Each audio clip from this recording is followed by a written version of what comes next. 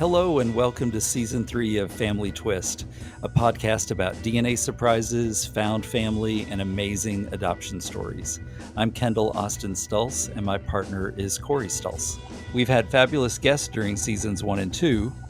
We're sharing stories of people who identify as NPEs, also called not parent expected, others who found out they were donor conceived and have surprise siblings, and even others with unique family twists. We started this podcast to spotlight Kendall's adoption story and his discovering both sides of his biological family in 2017. So if you're just finding the podcast, we encourage you to start with episode 1 to learn more about Kendall's journey. Thank you for listening. Welcome back to Season 3 of Family Twist. Today we're excited for you to meet our guest, Jimmy Amisial, who has a very unique story which we first learned about through a CNN article. We're going to ask Jimmy to recap that story and let us know what's happened since then. Welcome, Jimmy. Hi, guys. It's a pleasure to be here, and I'm very excited. I would say in 2017, my life has changed forever. I've never thought that my life was going to change like that. I went home for the holidays. Usually, I'll go home to bring presents for the kids in the orphanage that I serve in Haiti. Yeah, in 2017, on New Year's Eve, I went to the market. I would stuff to get stuff for a party for the kids, and I got everything ready. And it's about 9 p.m. I was gonna be having the party for the kids. I was walking on my way to the orphanage, and I heard people making a commotion. I thought that they were just having fun because it was going to be the new year. I saw a lady, and she was in panic mode, and I said, "Hey, what's going on over there?" And she replied, "Oh, there is a baby in the garbage over there, and no one wanted to touch the baby." And I was shocked when she said that. And as I prone to curiosity, I'm like, "Oh, I gotta see." When I pushed through the crowd to get a closer look, and I saw a baby lied on a pile of trash, and there were about 20 to 30 people just staring at the baby. They didn't want to do anything about it. Were people like having fun? Were they drinking and maybe they were like really confused by what was going on? No. So when I got there, the reason why they didn't want to touch the baby, they thought the baby was cursed. They thought that if they touched the baby, something was gonna happen to them. They were so blinded by intensity of magic ritual, Right. which is quite prevalent in Haiti, and they thought that if they touched the baby, something bad was gonna happen to them. Wow. So they saw a cursed baby, but me, I saw a precious living soul. He was crying and he was in excruciating pain, and I could feel the pain that he was feeling at the moment. My heart just broke seeing that. He was crying and he was in agony. He was suffering. So something deep inside of me said, "Jimmy, you gotta do something." He had fire ants crawling all over him. He had no clothes on. It was so sad to see. And I reached out and picked him up, and people were shocked. Yeah. Wow. Were people telling you not to do this? Oh yeah, they were like, "Oh, Jimmy, are you crazy? Are you out of your mind?" Like, there have been people here that saw the baby, they didn't want to do anything about it. Hey, you gonna do something about it? Oh man, they were shocked, really, seeing me picked up the baby. Wow. So what do you do next? How do you find out the condition of the baby health-wise?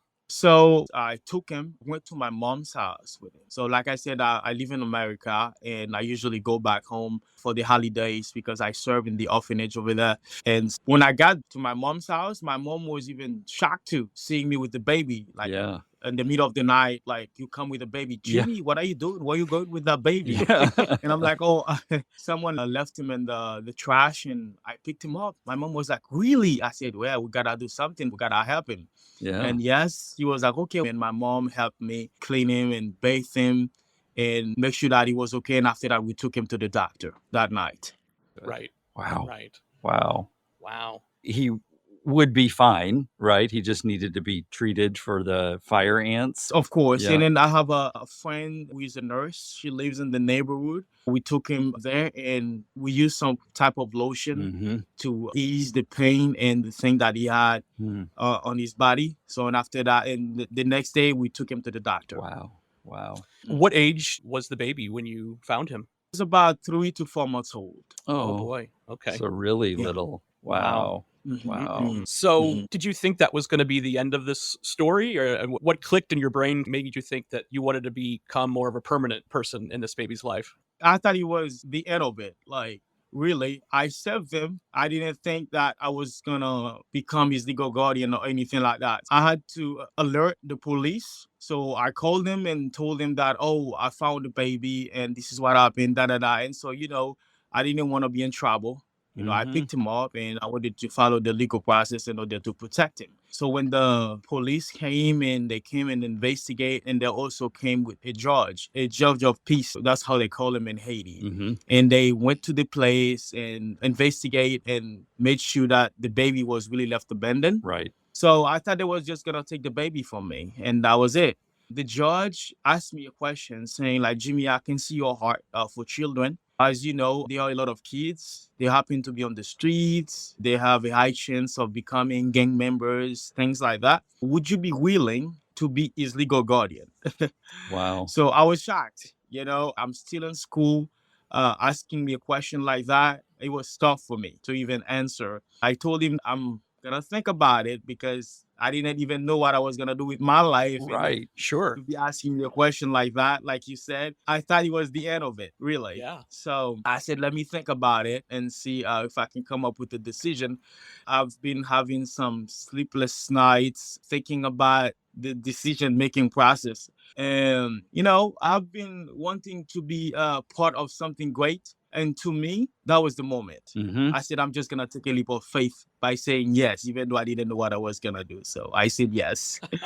But it was tough for me. That had to be, I mean, here you were living in the US, only home for a short, you thought, for a short period, right? And then this happens. Uh Yeah. huh. Wow. Still in school and, always struggling financially and things like that. Yeah. I Wow. remember being a poor undergraduate. I think a lot of us can relate to Sure. that, but Oh, at yes. Oh, least yeah. we were going to school really close to home when that happened to Yeah. us. Wow. What was your mom's Mhm. reaction when you told her that you decided to become the legal guardian? My mom was also the reason why I made the decision because I wasn't gonna be there to take care of him because I had to come back. I have to go back to school. My mom was like, "Okay, I'm gonna help you," but I told her that you raised me and I made that decision, and you're gonna be raising my kid. That's going to be tough on you, and Yeah. then she was fine with it, and I'm so grateful for her. Oh, that's wonderful. So, Do you have other siblings? I do. I do. I have two other brothers. Cool. Gotcha. Wow. Just amazing. I imagine it was probably tough to come back to the States and to leave this baby behind with your mom. Oh yes, he was like a roller coaster of emotions. Just met him and I became connected to him. It was tough. It was really hard for me to leave him there. Hmm. And also, I didn't even think that I was gonna come back to because they had me pay a lot of money. I thought it was gonna be just easy to sign the legal guardian papers, and I had to go to court, send a bunch of papers, and I had to spend some of my money, Right. the money that I had to cover to pay for school. It was hard, but at the end, I had help to come back to the States. That's great. Excellent. Excellent. Wow. Were you the one that came up with the name for the baby? Oh yes, I've been thinking about names to give him, and I came up with Emilio because it's a strong name, and also Angel. He has three names actually, three first names: Emilio, Angel, Jeremiah. Because in the Bible, like for the plans that I have for you, plan to prosper. I'm sure there is a plan for him. God has a plan for him for sure. Wonderful. Amazing. Oh, boy. So, what happens next? And were you at all scared that his parents might show up, his birth parents might resurface? But I was hoping they would show up because I didn't really know what was going on really because I had to do that. I had to do what I had to do when nobody else wanted to do it. Right. Because at the moment, I had to do it. Right. Mhm. So as I've learned, it's better to ask for forgiveness than permission. So Right. Yep. he was crying, he was dying, and I had to do something, Yeah. so I did it. Yeah. And if his parents showed up and said, "Oh, this is my baby," I know they were gonna be asking me a lot of questions too. Even the police, the judge said that if the parents came, let us know, and so they could get arrested for what they did. Right. Sure. Right. So Yeah. I think maybe there is a reason why they didn't show up. Too. Yeah. They know that they were gonna be in trouble. Right. How did you develop your relationship with Emilio being in the States and him back in Haiti? So since I found him, it wasn't like from 2017 to 2018. Like I said before, I usually go back home, Right. to serve in the orphanage. So from 2018, I went back in the summer. I saw him. We had fun together. We played together. That's why you can see that we have a lot of pictures together. I don't know if you guys Yeah. saw the pictures that we have together. So I saw him since 2019, but it's hard. It's been like 4 years Yeah. almost. Yeah. Yeah, Wow. yeah. But I've always wanted to go back. It's just political instability in Haiti right now. Right. Violence and gangs. That makes it really hard for me to even go back. I'm hoping to bring him here. Right. My mom and Emilio. Yeah. Good. Excellent. Yeah. How does he address your mom? Does he call her grandmother? Like Oh grandma? yeah. Oh yeah. Yeah. He called her grandmother. Oh yeah. And I guess he calls you dad. Oh yes. Oh dad. Yeah. That's great. Now, when we were reading about your story, the last article I saw was from over a year ago or about a year ago, and the story wasn't quite finished. The adoption wasn't finalized. Has anything changed with that? No, he hasn't finalized yet because Haiti still hasn't stable yet. Right. Mhm. Yeah, they're all like violence and most of the offices are closed. Mhm. So we're still waiting and hopefully I can get it done. Right. Right. Well, it's good that conversely, it sounds like they're content with your mother being there and taking care of him. And so that part is at least good. It's Yes. like if they won't Yeah. finalize things, at least they're not trying to take him away Right. from that situation. No. Good. No. What are the biggest challenges of bringing them to the States? The biggest challenge is the visa for them. To me, that's the biggest challenge. Yeah. That's it, pretty much. Okay. Because I've been trying. I've already applied for them. There is a humanitarian program. The president just announced a couple of months ago, Mhm. and I applied for them. We're still waiting. Right. So Got it. hopefully we can get something. They can come to the state too. Sure. Good. Sure. Are you still in Mhm. school? I'm planning on going back in the fall. Okay. Oh. Great. Mhm. What are you studying? What are you hoping to do as a career? I'm studying communications right now, like electronic media. Okay. What I would love to do is the same things that I've been doing, things I'm really passionate about, which is helping others, having an orphanage that incorporates health and wellness, Mhm. helping those kids have an education, things like that. That's amazing. I don't know how much you know of my story, but I was adopted as an infant. I was adopted when I was 2 months old. So I only spent 2 months of my life in an orphanage, but my parents were very supportive of those orphanages because they saw what value it brought to me. Because when I was born, I wasn't completely well. And it Wow. seems that the orphanages took really good care of me during those first 2 months. So I love that part Wow, of your that's- story. I can really relate Yeah, to that. Thank you. Thank you too for sharing. Yeah, that's so deep. That's so deep and profound, Yeah. really. And it really touched me when I was reading about your passion for helping children, helping orphans. Where did that come from? Because you've been working with orphans since you were a kid, essentially, right? Oh, since I was really young, really, I would say at the age of 14, 15, I've been volunteering at Mm. orphanages in Haiti, been having like camps, bring joy to the kids, like dance. Yeah, I've been doing that for quite some time. Cool. Excellent. Yeah. Excellent. It became really a passion to me. Yeah. That's wonderful. Mhm. Yeah. Hmm. What are some of your favorite things about Emilio? He loved to dance, like me. I love dancing. My favorite thing about him is that he always calls me asking me for stuff. And I'm so proud of the fact that he can call somebody and be asking for stuff, Yeah. That's also the reason why I said, let me adopt him. Let me give that sense of family, a sense of home. Right. Because he needs someone that he can call anytime that can be there for him. So Mhm. I love that. And he would say, "Oh, Dad, I want a tablet. I want a bicycle. I want a car." Of course. Things like that. Right. Uh-huh. Yeah. So I want new clothes. I want new shoes. Yeah. Wow. Just like a kid, huh? Yep. Just like a kid. Oh, yeah. And then he loves music. He loves playing his guitar. Oh, Yeah. nice. Nice. Cool. Yeah. Yeah. Wow. So he's got to be 5 now? Almost 6. Okay. So he's gonna turn 6 in August next month. Did you have to help choose a birth date for him? Oh yes. It's not uncommon in that sort of scenario, Mhm. How would anybody Mhm. be able to pinpoint an exact Yeah. date? Yeah. Just out of curiosity, what is his birth date? Because I'm an August baby. Oh really?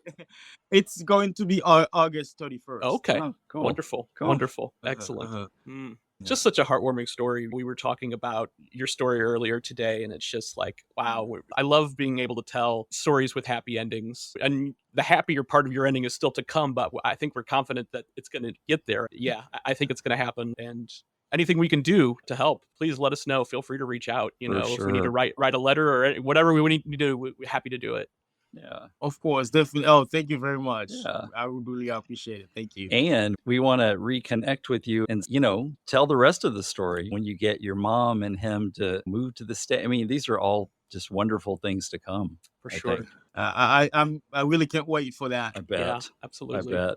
Yeah. Wonderful. Well, Yeah. thank you so much for sharing your story. It's great. And like I said, we want to keep in touch and keep up with your journey. Of course, of course. And thank you guys too for inviting me. And it's really a wonderful story. Even me, I feel touched by it. Yeah. Really. I've never thought like a million years from now I was gonna do something like that. Right. And when the world says that, they can be a little kinder. Absolutely. Absolutely. That's So, what it's all yeah. about. So and That's yeah, and also I'm glad the fact that I get the opportunity to transform his life from being abandoned in the trash to being a wonderful treasure. Really. right. Yeah. Anything I can do, I'll do it. Wow. And It's wonderful to volunteer at orphanages and things, but this is such a much more personal step that you're Totally. taking. Life changing. Yeah. Yeah. this has been the most significant shift in my life, and I love it. Yeah. Yes, come with a lot of challenges, also blessings. Yeah. Right. Right. Yeah. Well, it's a beautiful story, and you're a beautiful soul. So thank Yeah. you so much. Thank you. Thank you. Thank you so much for listening to Family Twist. We feature original music by Cosmic Afterthoughts. And Family Twist is presented by Savoir Faire Marketing Communications. Check out our website at familytwistpodcast.com for blog posts and all of our episodes.